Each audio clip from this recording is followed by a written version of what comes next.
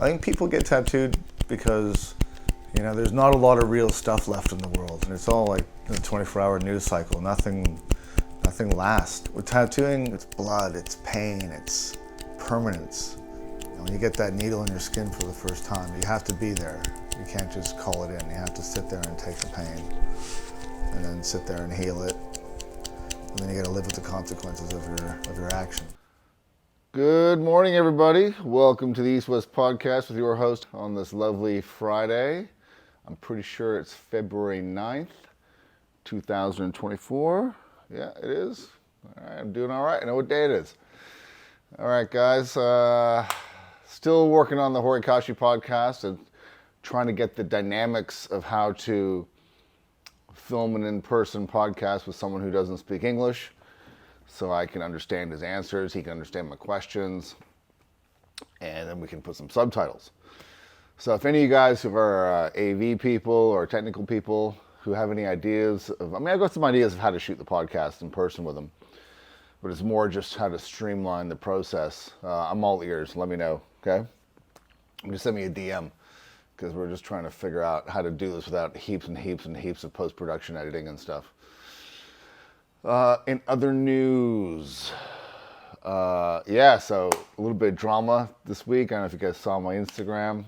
I had another shop owner in town here send my senior apprentice bonsai a DM trying to poach him from me. Basically saying, hey, my name is so-and-so, I own so-and-so tattoo shop, and I heard you're looking for a new opportunity. I know you're Keenan's apprentice, but I'm looking for a new apprentice, and you can run the Japanese side of my shop, and blah blah blah, and I'd appreciate if you keep this message confidential. Blah blah blah. And of course my apprentice screenshot and sent it straight to me. And then I know this guy, this shop owner, who I immediately contacted and was like, what are you doing, man? And his answer was, oh, it's just business. I was like, nah, it ain't just fucking business, dude. And then, his answer was, just taking shots, man, to see what I can get away with. And I was like, nah, mate, that's fucking not on, dude. It's fucking not on, right? You might as well fucking DM my wife, You're gonna go after people's fucking apprentices, even people's workers, man. This fucking poaching going on, not just in tattooing, man, it's in every business, right? It's called recruiting in other businesses and shit. In tattooing, it's called poaching. Look, man, there's many different ways to look at this, right? And I had a lot of people, because I posted the screenshot with his name and everything, of who this guy is. And most people, like anyone in the tattoo world, is completely like, yeah, that's fucked. It's fucked to try and poach your fucking apprentice. I spent 4 years teaching this guy how to fucking be a good tattooer, and you're just gonna come along and fucking, yeah, fuck you, dude. All right? I mean, I try to instill loyalty and honor in my people, and in him, it worked. But the amount of non-tattoo people that were like, yeah, man, it's just, that's the way the world works, like, there's nothing wrong with offering somebody a job, And this mentality, this recruitment fucking mentality, where you can just go around cherry picking people's fucking employees and shit. It's literally no different than trying to fuck someone's girlfriend or wife by giving them a better offer, right? Like, I know a guy years ago, and this guy would literally hit on every single fucking woman that he came across. You'd be sitting there with your girlfriend, you'd turn around to get a drink, and he'd be cracking onto her trying to get her in bed, right? And how this guy did not get the shit beat out of him more often, I don't know. But his whole thing was, like, yeah, well, I'm just giving it a shot, And it's like, and it's the same with employees, right? If you get an employee, I mean, I own a business, right? So I've got, my artists. If I get someone who's, up and coming, and I spend a lot of time and energy into training them and making them better, and and helping develop their career and stuff, and then some fucking dipshit just comes along and fucking offers them some fucking bullshit, right? I mean, I've had that happen here for sure, plenty of times, and I've lost a couple people to that, and I've had plenty of people stay that were offered stuff. I think this is more about the person, who's being offered, where their head's at. I mean, money isn't everything, right? There's loyalty. I mean, that's like saying a woman that leaves her husband for a better offer because the new guy's got more loot or a bigger house. I mean, would you look at that woman and think, huh, what a good chick, right? She's just looking out for herself, As an employer, as someone who's mentored a lot of people, I spent a lot of fucking energy and time building people's careers here. Like lots of time and energy and money.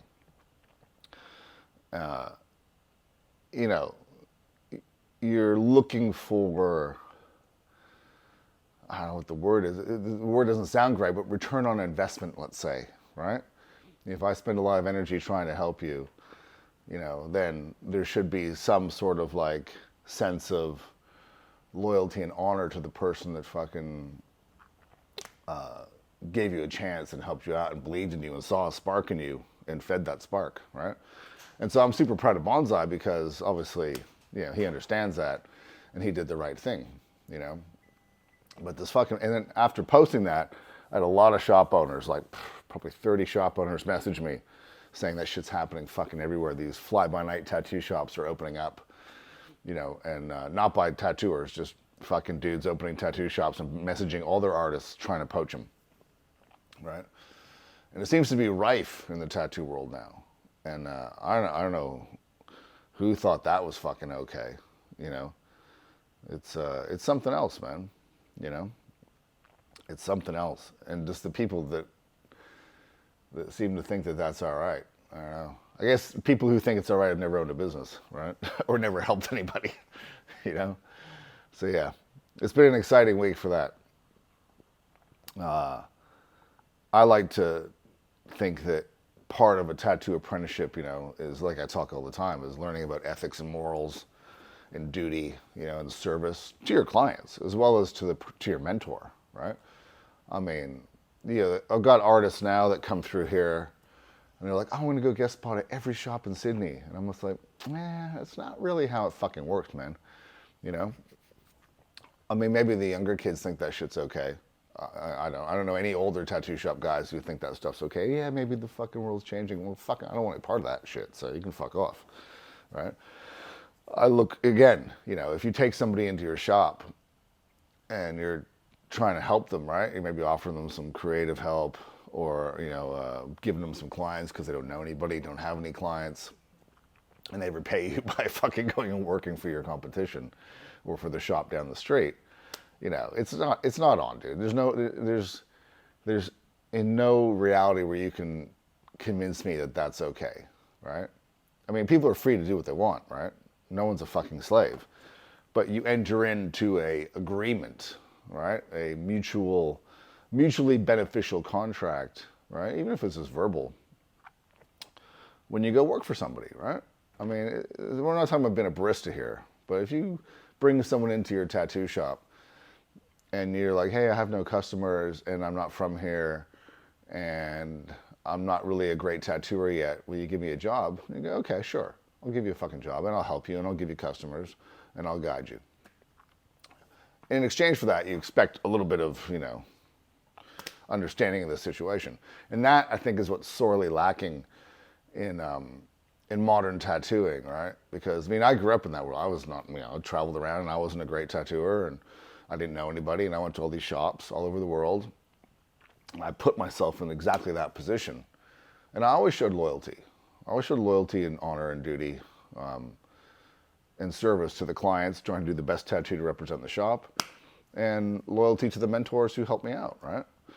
And I've said before in the past, my blind spot is that being a good person, you assume that everyone shares your values, which, clearly isn't true, right? So I'm a little more careful now about what I do and how I help people before I see what the person's character's like. But it's pretty wild out there that people are just randomly DMing everyone looking to steal people's workers, right? It's and you're gonna have these fucking people saying, well, if you pay your fucking artists enough, they won't leave, or if you do this and that. They won't leave. I go, yeah, you know. Again, you don't own a fucking business, right? You know what I mean? Running a fucking shop, especially now, is fucking expensive, man. You know, fucking rent's super high. Expenses for all the shit is super high. Staff are super high, right? And you're supposed to give away, you know, everything to the fucking artists so they don't quit. You know, I mean, how can you run a business that way, right? You can't. You know, it's a symbiotic relationship between artist and shop owner to find that balance, you know, of what works for everybody, right? You know, it's hard, right? It's hard in this day and age with Instagram as well, which leads many artists to believe that they don't need a shop. And maybe they don't, right? Well, then fuck off and go tattoo in a fucking hotel room if you don't need a fucking shop, right?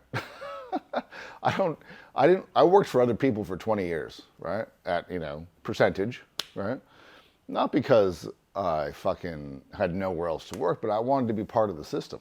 Yeah, I wanted to go work in other shops and pay my dues and be part of this tattoo culture, be loyal to my mentor, and then, you know, go off and do my next adventure in a different town or a different country, learn there, and then, you know, and I'd always come back to the same shops whenever I traveled, right?